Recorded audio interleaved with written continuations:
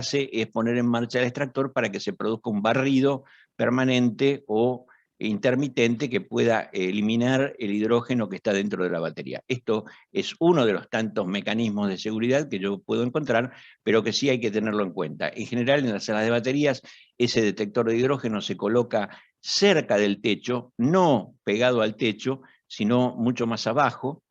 Estoy hablando de unos 40-50 centímetros por debajo de lo que sería el techo, para que pueda detectar cualquier presencia de hidrógeno. Ese detector lo que va a hacer es poner en marcha los extractores y producir un barrido de aire para que ese hidrógeno sea eliminado.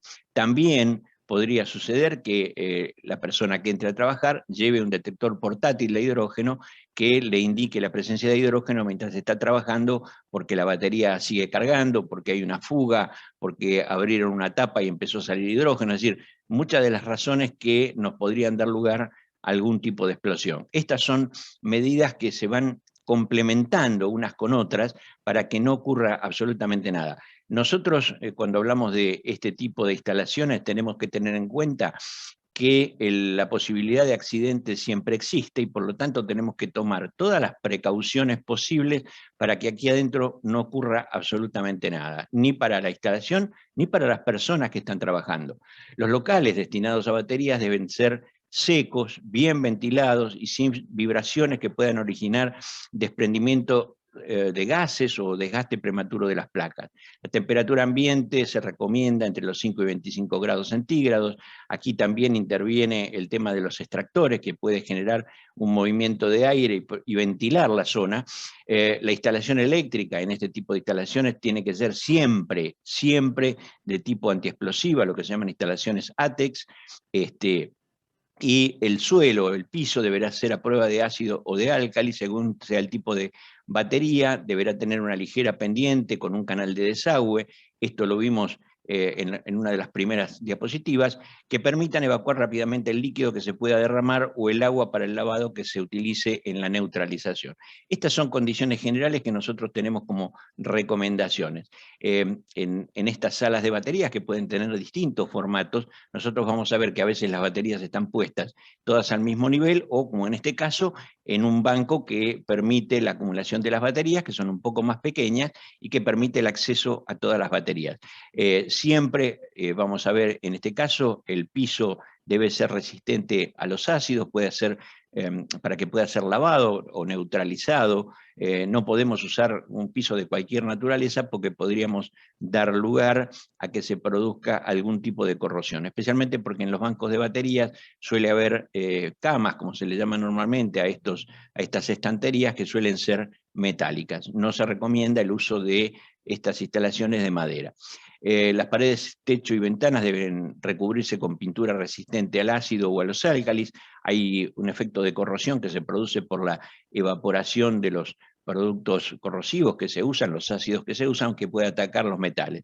Es importante instalar una ducha de seguridad, eventualmente un equipo autónomo para si hay algún tipo de combustión con liberación de gases, y además equipos extintores de manos que se colocan en la parte externa de esa sala de baterías.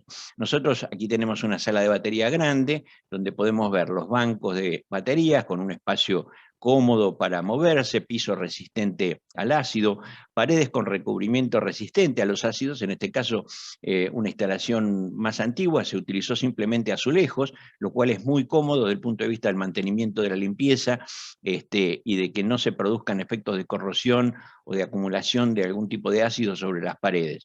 También estas baterías vamos a ver que tienen unos recipientes especiales que lo que hacen es recoger la evaporación del electrolito, condensarlo y vuelve a caer dentro de la batería para reducir los tiempos de mantenimiento o que estas baterías se queden sin electrolito, lo cual podría ser muy peligroso. Estos son pequeños detalles de los bancos de baterías que nosotros tenemos que tenerlos siempre en cuenta. Es importante que las puertas siempre se abran hacia afuera en la sala de baterías para que la gente pueda salir rápidamente en caso de emergencia, que haya una ducha de seguridad. Después vamos a ver que además de la ducha, lo que es recomendable es que haya un lavaojos, y se recomienda que haya protección, o se recomienda o se reglamenta que haya protección contra los contactos, con lo cual hay unas especie de cajas transparentes que se colocan sobre los bornes y que evitan el contacto involuntario con ese tipo de caja. Estas salas de baterías se recomienda siempre que en el diseño las puertas deben abrir hacia afuera para facilitar la salida de gases en caso de explosión, que se deje sitio suficiente y accesible para usar la ducha lavaojos, y siempre se recomienda que haya más de una persona trabajando, ya sea para el mantenimiento o para ayudar en caso de emergencia. Por su bajo coste, se sugiere siempre instalar luminarias antideflagrantes, hablamos de instalaciones ATEX para atmósferas explosivas, y no instalarlas en el punto más alto de la sala, sino que ir por debajo para que haya una especie de pulmón en la parte superior, evitando la posibilidad de que si hay acumulación de hidrógeno se produzca alguna explosión por el encendido de las luminarias. La normativa de riesgos laborales tiene capítulos enteros de recomendaciones para salas donde se usan los equipos ATEX, que deben ser aplicadas en este caso o en los casos de las salas de baterías, especialmente instalar además carteles en los accesos prohibiendo el acceso con llamas, chispas, uso de celulares o elementos que pudieran producir una chispa. Inclusive aquí hay algo que nosotros no tendríamos en cuenta, pero que sí tenemos que tenerlo en cuenta, que es cuando se usan sistemas de comunicación tipo handy-talkie o algún elemento de este tipo de comunicación, especialmente en los procesos de prueba, donde se hacen maniobras con esas baterías, y se suele trabajar con radios manuales. Entonces, esas radios tienen que estar certificadas que son antiexplosivas para no producir una chispa. En lugares donde la cobertura de celular es amplia, la puerta de la sala de baterías es un buen punto para instalar un teléfono fijo por fuera de esa sala de baterías, con su correspondiente cartel con el número al que dar avisos de seguridad. Estas son infinitos pequeños detalles que nosotros tenemos que tener en cuenta siempre en estas salas de baterías eléctricas. Aquí tenemos una sala de baterías donde vemos que está instalada en racks, que son metálicos para evitar el proceso de corrosión, las barras están cubiertas, es decir, se van aplicando cada vez más estos elementos. Un desastre perfecto en una sala de baterías es el incendio de la batería por bajo nivel de electrolito, donde nosotros tendríamos un incendio químico con humo procedente del material plástico de los vasos, un electrolito ácido y corrosivo derramado, y tenemos derivaciones de tensión por todas partes donde haya electrolito, lo cual esto nos puede producir un efecto multiplicador del daño que se produzca. Además, generalmente hay una bancada metálica o armario de grandes dimensiones para facilitar la posibilidad de contacto y de tener puntos energizados. Por lo tanto, parece razonable poder cortar al menos la tensión del rectificador, que es el que produce la carga de la batería, antes de entrar. No se debe acceder a estos entornos para buscar el punto de corte en medio del humo o demás problemas generados por la explosión, el incendio, el derrame o lo que fuera. Es decir, un corte del cargador de la batería en la parte externa de esa sala que me permita interrumpir la tensión de alimentación para producir cualquier tipo de corte que me diera seguridad en el ingreso. Además de la norma que nosotros vimos recién, que es la de uso en nuestro país, hay normas de la NFPA que regulan y recomiendan todas las protecciones y prevenciones que se tienen que hacer. La norma 850 de la NFPA, que habla de prácticas para la protección contra incendio en redes eléctricas de plantas de alto voltaje, o la norma 70, que es la norma de seguridad eléctrica en lugares de trabajo. En estas dos normas hay un montón de párrafos referidos a lo que son salas de baterías y que nos permitirían mejorar la instalación cumpliendo las normas en forma internacional. Hay muchos antecedentes de explosiones en salas de baterías. Acá tenemos algunos ejemplos. Acá se puede ver en por ejemplo, el banco de baterías y cómo ha volado todo el techo por acumulación de hidrógeno en la parte de arriba.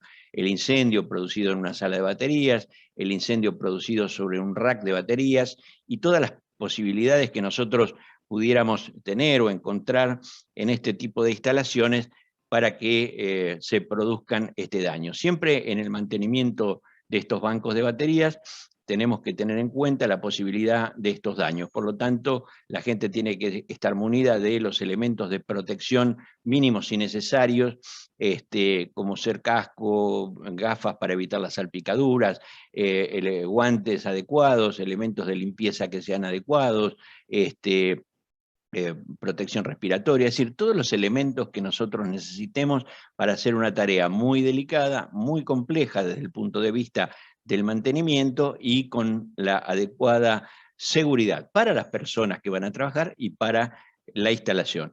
Siempre que se hagan estos trabajos, la reposición del electrolito se recomienda que se haga a través de sistemas que no involucren la necesidad de llevar un envase, en este caso se hace con una manguera que va despachando el electrolito dentro de la batería con sumo cuidado y con un caudal manejable para evitar cualquier riesgo. Lo mismo pasa en el momento del control de carga, donde nosotros vamos a tocar la instalación y ahí hay que establecer las protecciones necesarias para poder acercarnos a estos bornes, que en este caso van a estar desnudos y que están con tensión. Esos controles normalmente se deberían hacer siempre con guantes de seguridad y elementos necesarios para este control de carga.